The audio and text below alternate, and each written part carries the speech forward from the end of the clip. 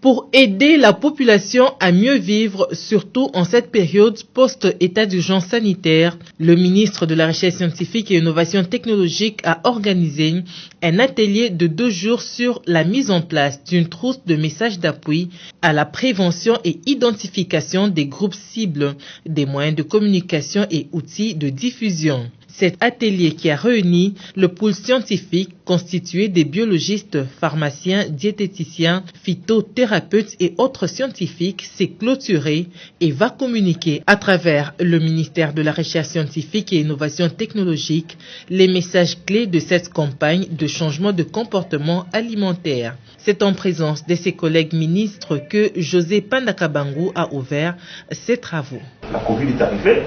Mais la Covid, peut-être qu'à quelque chose de manière de bon, ça nous permettra qu'on se retrouve et qu'on réfléchisse et qu'on voie qu'est-ce que nous pouvons faire demain pour la RDC.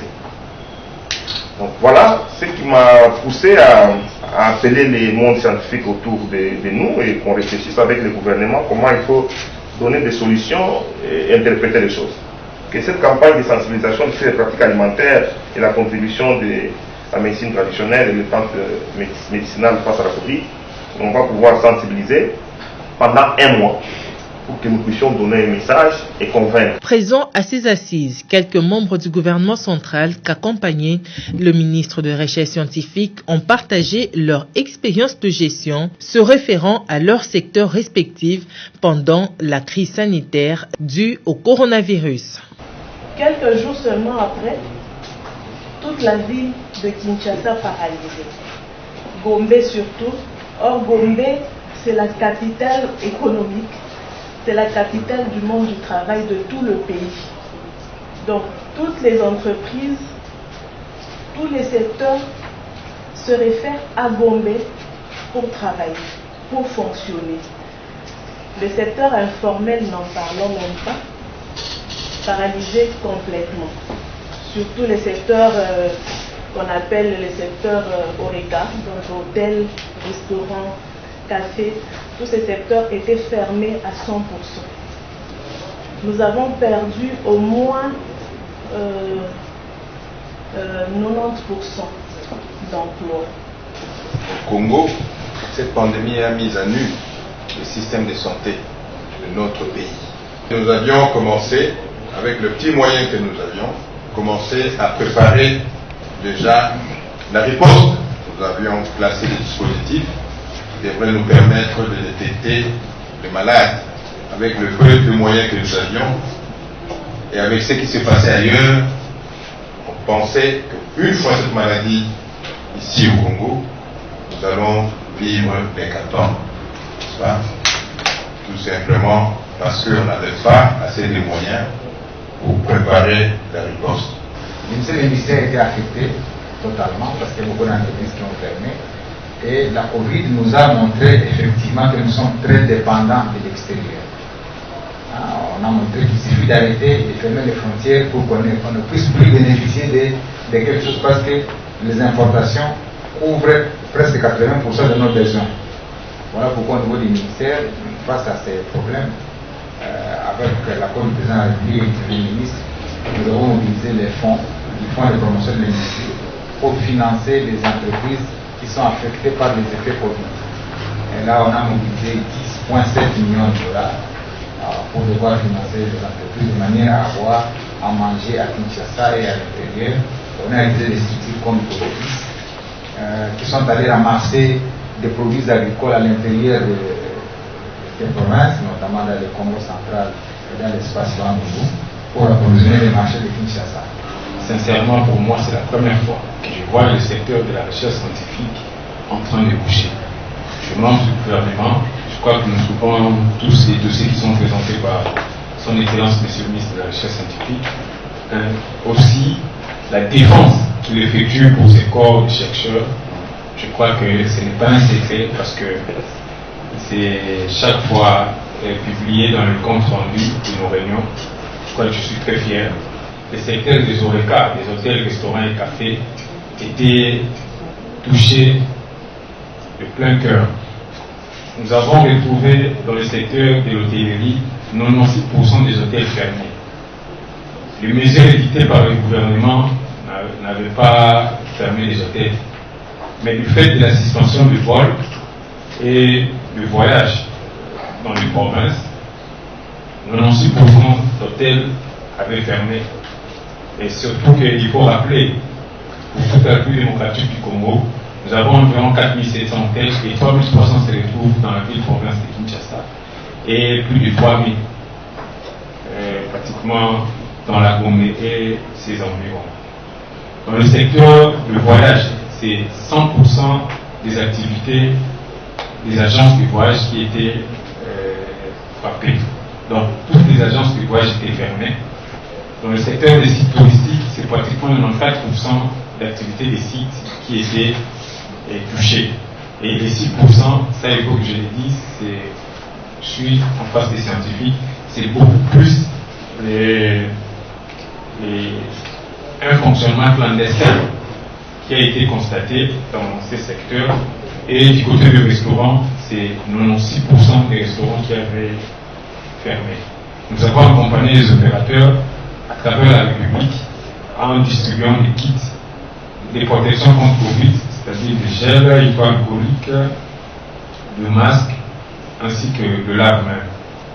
Nous avons également participé dans le cadre du plan multisectoriel d'urgence de l'atténuation contre les effets de la Covid à faire accepter au gouvernement d'accompagner les secteurs des hôtels, restaurants et cafés avec un budget qui a été prévu à 1,2 million. Et nous-mêmes, au niveau du fonds de promotion de tourisme, avec notre partenaire financier, nous sommes en train d'y travailler pour également lever $1 million pour appuyer la relance des opérateurs de notre secteur. Le professeur Théophile Mbemba-Fundu, qui a salué l'initiative du ministre de la Recherche scientifique, José Pandakabango, sur le changement de comportement alimentaire, a donné quelques principes pour varier son alimentation. Des principes tirés de son ouvrage Face à la Covid-19, quelle alimentation en RDC? Il est important que la population sache aussi que la Covid-19 étant toujours là, qu'un changement de comportement alimentaire s'impose. L'alimentation qu'il faut, primo, c'est d'abord il faut veiller à avoir une alimentation variée, équilibrée et saine. Comme c'est connu de par le monde, consommez au moins 5 fruits et légumes par jour, parce que ça vous donne l'occasion d'avoir des éléments qui vont rentrer dans votre corps après la digestion et qui vont vous protéger, qui vont renforcer votre système immunitaire. Pour prendre des aliments qui apportent moins de sucre, en tout cas qui vous permettent de mieux gérer le sucre dans le corps. On parle de zinniam, on parle de la patate douce, on parle, si vous mangez de foufou, le foufou, il faut le renforcer avec le maïs. Il faut chercher des bonnes protéines, la viande blanche de manière générale. Et la bonne graisse au niveau de poisson. Il faut manger les prébiotiques. C'est encore une fois des légumes et des fruits qui sont riches en fibres. Mais il faut aussi limiter la consommation d'alcool. Parce que la consommation d'alcool déshydrate le corps et peut favoriser justement le développement de la maladie. Et c'est pas bon. La République démocratique du Congo. Il y a aussi des bonnes boissons qu'il faut prendre. Des boissons telles que le thé vert, la citronnelle, qui est notre thé vert. Il y a le boulukoutou, le thé de savane. Il y a aussi, moi je conseille l'infusion d'artémisia, pas comme médicament mais non comme une infusion qu'on prend. C'est un thé, c'est riche en polyphénol, c'est riche en quercétine, ça vous protège. Ça c'est des choses importantes.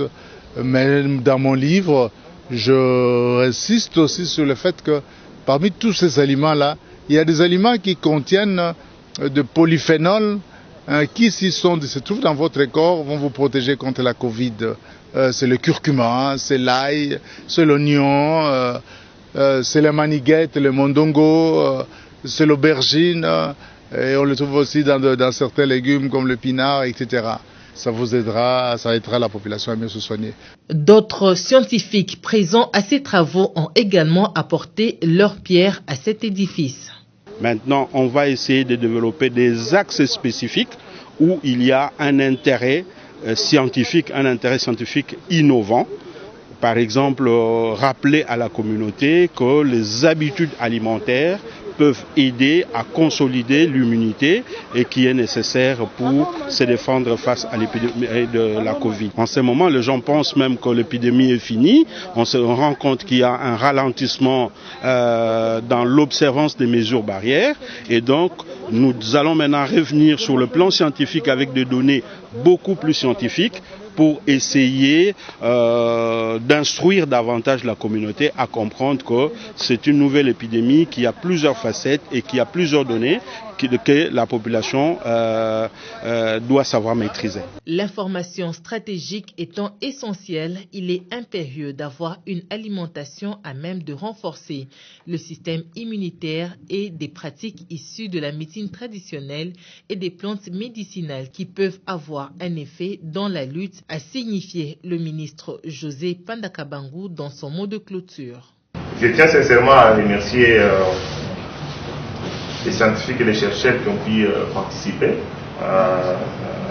Moi j'appelle ça un cadre de réflexion pour éviter qu'on retombe dans une communication avec un monstre à 6 têtes, comme l'a dit le président Tchakad. Il faut qu'on arrive à réfléchir de la même manière.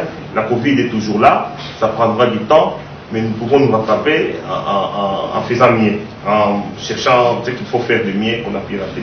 Améliorant et corrigeant ce qu'il faut corriger pour qu'on avance. Donc les cadres qu'on a pu créer, on commence seulement pour qu'on puisse avoir une même analyse des choses, une même manière de voir les choses, pour qu'on avance. Je l'ai fait vraiment en concertation avec la synergie gouvernementale, c'est-à-dire mon collègue de la santé qui est au fond. Je voudrais vous demander de vous concentrer pour que nous puissions avoir un peu un résultat qu'il faut arriver à présenter. Dès que vous terminez, un travail est bien fait. Moi, je ferai en plus mon rapport au Premier ministre. S'il décide, je vais le présenter au Conseil des ministres pour que le gouvernement puisse adopter les messages clés et même la communication gouvernementale liée à la Covid. Le virus étant encore en circulation dans notre pays, la population doit être encadrée et accompagnée par le gouvernement pour éviter une deuxième vague.